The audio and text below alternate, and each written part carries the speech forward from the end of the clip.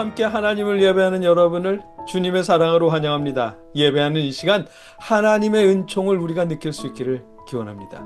이제 다 함께 묵상 기도로 하나님 앞에 예배 드리겠습니다. 은혜를 베풀며 꾸어주는 자는 잘 되나니 그 일을 정의로 행하리로다. 그는 영원히 흔들리지 아니하며 의인은 영원히 기억되리로다. 그는 흉한 소문을 두려워하지 아니하며 여호와를 의뢰하고 그의 마음을 굳게 정하였도다. 아멘. 사랑하는 하나님, 우리가 하나님을 의지하며 모여 예배합니다. 각자의 자리에서 예배하는 이 시간, 우리의 마음을 어지럽히는 모든 염려를 하나님께서 치워주시고 우리의 마음을 굳건하게 잡아 주시옵소서. 예수님의 이름으로 기도드립니다. 아멘. 찬송하겠습니다. 우리가 부를 찬송은 찬송가 516장 옳은 길 따르라 의의 길을입니다.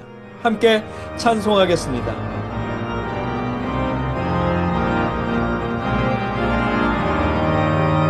옳은 길 따르라 의의 길을 세계 만민의 참된 길 이 길 따라서 살기를 온 세상에 전하세 만 백성이 나갈 길 어둠 밤 지나 호동 튼다 환한 빛 보아라 저 빛 주 예수의 나라 이 땅에 곧 오겠네 오겠네 주 예수 따르라 승리의 주 세계 만민이 나갈 길과 진리요 참 생명 내 창검을 부수고 다 따르라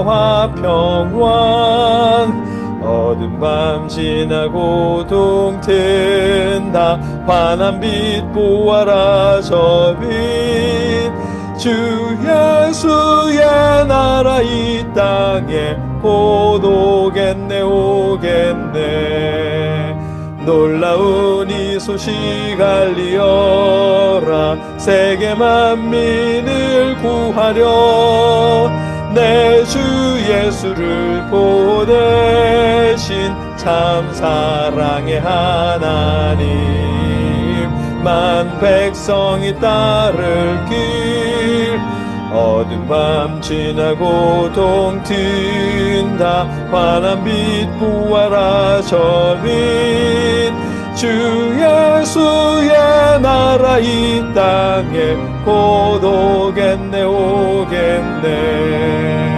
고난길 헤치고 찾아온 길 많은 백성을 구한 길 모두 나와서 믿으면 온 세상이 마침내 이 진리에 살겠네 어두운 밤 지나고 동튼다 환한 빛 보아라 저 빛 주 예수의 나라 이 땅에 곧 오겠네 오겠네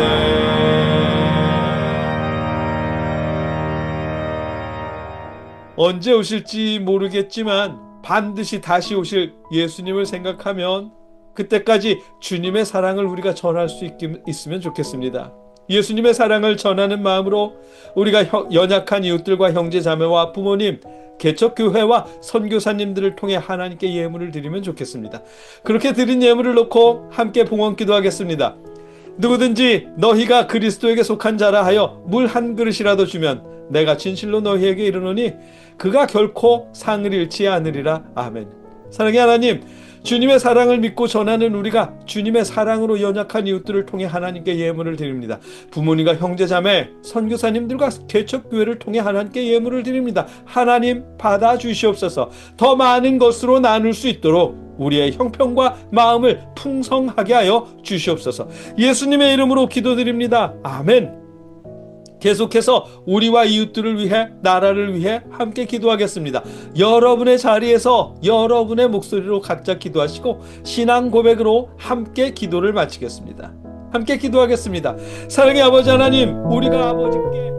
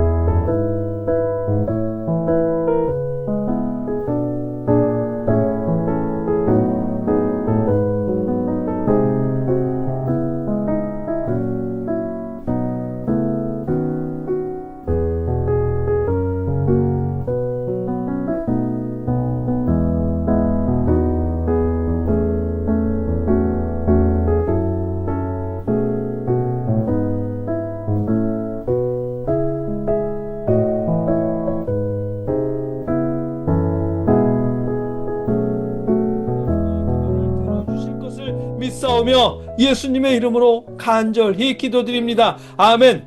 나는 전능하신 아버지 하나님 천지의 창조주를 믿습니다.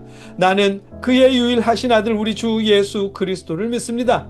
그는 성령으로 잉태되어 동정녀 마리아에게서 나시고 본디오 빌라도에게 고난을 받아 십자가에 못 박혀 죽으시고 장사된 지 사흘 만에 죽은 자 가운데서 다시 살아나셨으며 하늘에 오르시어 전능하신 하나님 우편에 앉아 계시다가 거기로부터 살아있는 자와 죽은 자를 심판하러 오십니다. 나는 성령을 믿으며 거룩한 공교회와 성도의 교제와 죄를 용서받는 것과 몸의 부활과 영생을 믿습니다. 아멘. 말씀을 나누겠습니다. 오늘 우리가 함께 읽고 묵상하고 나눌 하나님의 말씀은 마태복음 10장 34절로 36절까지의 말씀입니다. 언제나처럼 제가 받들어 읽겠습니다. 내가 세상에 화평을 주러 온 줄로 생각하지 말라. 화평이 아니요 검을 주러 왔노라. 내가 온 것은 사람이 그 아버지와 딸이 어머니와 며느리가 시어머니와 불화하게 하려 함이니 사람의 원수가 자기 집안 식구리라. 아멘. 예전에 턴투갓을 시작할 때, 그러니까 2021년 1월 8일에 그때도 오늘 이 본문을 나눈 적이 있습니다. 그땐 이 말씀의 의미가 참 평화를 위한 예수님의 가르침대로 살면 모순되게도 불화가 발생할 수밖에 없다는 뜻이라고 했습니다. 예수님의 말씀을 지키는 것이 검을 휘두르는 것처럼 거친 일이 되고 가족이라도 다툴 수밖에 없다라는 의미라고 했는데, 그런데 최근에 오늘 이 말씀을 조금 더 묵상해 보니까 그때 했던 말씀에 조금 모호함이 있더라고요. 너무 뭉뚱그려진 것처럼 여겨지기도 하고요. 지난주 말씀, 율법의 선생이 되려 하나 자기가 말하는 것이나 자기가 확증하는 것도 깨닫지 못하는도다 라는 말씀처럼 저도 이해하지 못한 상태로 말씀을 전한 건 아닌가 싶기도 했습니다. 어쩌면 그랬을지도 모르겠습니다. 그랬더라면 하나님과 여러분 앞에 용서를 구합니다. 사실 오늘 본문 말씀은 이해하기 어려운 말씀입니다. 왠지 예수님과 모순된 것 같기도 하고요. 그렇잖아요. 우리는 예수님을 평화의 왕이라고 생각하는데, 오늘 본문에서 예수님은 내가 세상에 화평을 주러 온 줄로 생각하지 말라. 화평이 아니요 검을 주러 왔노라. 내가 온 것은 사람이 그 아버지와 딸이 어머니와 며느리가 시어머니와 불화하게 하려 함이니 사람의 원수가 자기 집안 식구이리라. 아멘. 이렇게 말씀하시잖아요. 우리가 기억하는 예수님의 모습, 예수님의 말씀과는 너무도 모순된 것처럼 여겨집니다. 우리는 예수님의 십자가를 설명할 때도 위에서 아래로 내려오는 세로 기둥은 하나님과 사람 사이의 회복을 의미하고, 오른쪽에서 왼쪽으로 이어지는 가로 기둥은 사람과 사람 사이의 회복을, 화해를 의미한다고 배웠거든요. 예수님은 용서하러 오셨고 회복시키러 오셨고 위로하러 오셨다고 생각하는데, 그런 예수님께서 사람의 원수가 자기 집안 식구가 될 거다라고 말씀하시다니요. 모순된 것처럼 여겨지지요. 그러다 보니 완전히 이해하는 일이 조금 어려운 말씀이었는데, 최근에 제가 말씀을 전할 때 이재명 대통령과 전광훈 목사님을 나쁜 예로 들면서 오늘 본문이 점점 더 이해가 되었습니다. 제가 그분들을 예로 들었을 때 저는 우파를 비난한 게 아니고 좌파를 비난한 것도 아니었습니다. 단지 목사라고 다 믿지 말고 말씀에 비추어 보자고, 좋아하는 지도자라고 덜컥 믿어버리지 말고 말씀에 비추어 보자는 말씀을 했습니다. 성경 말씀에 비춰보자면 그 두 분 다 그 기준과는 어울리지 않는 분들이라고 하면서 나쁜 예로 들었던 거였습니다. 그런데 많은 분들이 싫어하는 듯 하더라고요. 그래서 걱정했습니다. 혹시나 내가 괜한 말을 한 건 아닌가? 내가 말씀을 잘못 전한 건 아닌가? 이러다가 그나마도 말씀을 전할 기회조차 잃어버리는 건 아닌가라는 생각에 자다가 말고 심장이 두근거려서 깨는 일도 있었고요. 그때마다 주여 어떻게 하죠? 이러다가 선투가 또 문 닫아야 할지 모르겠습니다 라면서 걱정 삼아 누워서 기도했는데, 그렇게 잠들고 났더니 오늘 본문 말씀이 새롭게 다가오더라고요. 유명세를 타고 지지자들이 모여든 것이 불과 10년밖에 안 되는 그분들조차 성경에 비춰보고 나쁜 예로 들었더니 싫어하는 사람들이 그렇게나 많았는데, 예수님 시대는 어땠을까 싶은 생각이 들었습니다. 예수님께서는 이스라엘 사람들에게 가장 거룩한 사람들로 인정받는 대제사장이나 거룩한 지성인으로 여김받는 바리새인들을 비난하셨잖아요. 예수님이 사역하실 때 처음에는 모든 사람들을 고쳐주시고 위로하셨지만 시간이 지나면서 예수님은 점점 파격적인 말씀을 전하셨습니다. 대제사장들이나 바리새인들을 조심하라고 말씀하셨고 바리새인들을 경계하라고 말씀하셨어요. 하나님께 순종한다며 율법을 열심히 지키는 바리새인들을 겉은 멀쩡한데 속은 더러운 위선자라고 평가하셨고 회칠한 무덤이라고 비난하셨습니다. 대제사장들과 성전 관리자들에게는 하나님의 성전을 도둑의 소굴로 만드는 자들이라고 비난하셨고요. 예수님의 이런 말씀이 이스라엘 사람들에게는 어떻게 전해졌을까요? 좋지 않게 들렸겠죠. 자신들의 신앙을 부인하는 것처럼 들렸을 테고 예수님을 거짓 선지자처럼 여기게 만들었을 것입니다. 실제로도 그렇게 되었고요. 그 대표적인 예가 바울입니다. 바울은 예수님을 믿기 전까지만 해도 총망받던 율법학자 후보생이었습니다. 그러나 예수님을 믿은 후에는 암살 대상 1호가 되었습니다. 바울을 죽이기 전에는 먹지도 않고 마시지도 않겠다며 벼르던 남자들이 40명이나 되었다니까요.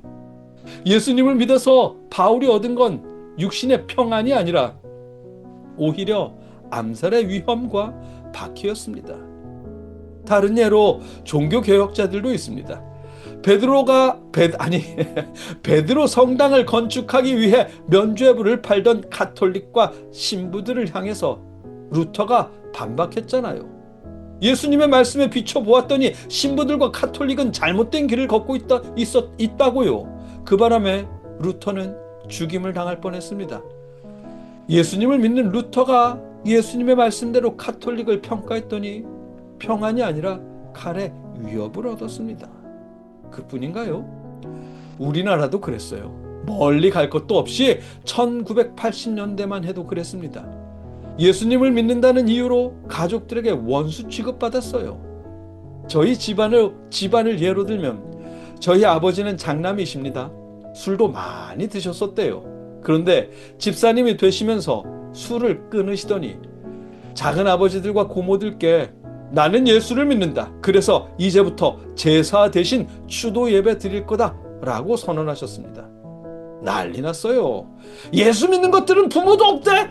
뭐 부모 없이 태어났어? 라면서 부모도 몰라보는 후레자식이라는 비난을 받았습니다. 예수님을 믿어서 가족이 화평해진 것이 아니라 원수처럼 여김받았어요. 후레자식이 되었고요. 불과 40년 전만 해도 그랬었습니다. 예수님을 믿으면서 사람들을 속이거나 불법을 저질러서 그렇게 된 것이 아니라 기존에 이어지던 세상 가치관을 떠나고 예수님의 가치관을 따르는 바람에 그렇게 된 겁니다. 내가 세상에 화평을 주러 온 줄로 생각하지 말라. 화평이 아니요 검을 주러 왔노라 라고 하시는 오늘 예수님의 말씀은 우리가 예수님을 믿으면 그런 일을 겪게 될 거라는 말씀이었더라고요. 오늘 본문 말씀 마태복음 10장 말씀을 1절부터 다시 읽어봤더니 예수님께서 제자들을 전도하라고 세상에 내보내시면서 하신 말씀이었거든요. 양들을 이리 가운데에 보내는 것처럼 그렇게 걱정된다고 하시면서 주님의 제자들이 사람들에게 환영받지 못할 거라고, 가족들조차 예수님을 믿는 너희를 종교재판에 넘길 거고 너희를 때리고 죽게 할 거라면서 그러면서 하신 말씀이었어요. 그러니 이 말씀의 뜻은 머릿속에 꽃밭만 가득해서 예수 믿으면 무조건 잘 될 거야 라는 행복회로만 돌리지 말라고, 예수를 믿다 보면 때론 세상의 가치관과 정면 충돌할 때가 있을 테고 생명의 위협을 당할 수도 있을 것이다 라는 뜻이더라고요. 다르게 말해 예수님을 믿는다는 건 세상의 가치관과 같을 수 없다는 뜻이 될 테고요. 이 말씀대로 하자면 예수님을 믿는 우리가 예수님을 믿지 않는 사람들과 같은 시각으로 세상을 바라본다면 그게 모순된 일이 되는 겁니다. 반대로 예수님을 믿는 우리가 예수님을 믿는 바람에 누군가에게 원수처럼 여김받거나 손가락질을 받게 된다면 그게 오히려 잘 믿고 있다는 증거가 되는 것일 테고요. 함께 기도하겠습니다. 하나님, 우리가 예수님을 믿는 사람들로 살아갈 수 있도록 도와주시옵소서. 때론 세상과 다른 기준으로 세상을 보게 하시고 그래서 사람들과 소원한 관계가 되더라도 예수님의 가르침을 기준으로 삼는 신앙인이 될 수 있도록 우리를 도와주시옵소서. 예수님의 이름으로 기도드립니다. 아멘. 주 믿는 나 위해 진실하고 날 보는 자 위해서 정결코 담대하여 이 세상 환난 중에 나 용감히 늘 승리하리라.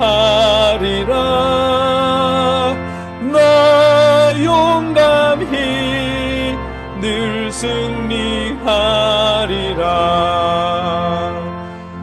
이제는 우리를 위해 십자가에 죽으신 예수 그리스도의 크신 은혜와 우리를 구원하시기 위해 독생자를 보내주신 아버지 하나님의 무한하신 사랑하심과 우리에게 믿음을 주시는 성령님의 역사하심이 하나님께 예배하는 모든 자들과 늘 함께 하시기를 주님의 이름으로 간절히 축원하옵나이다. 아멘.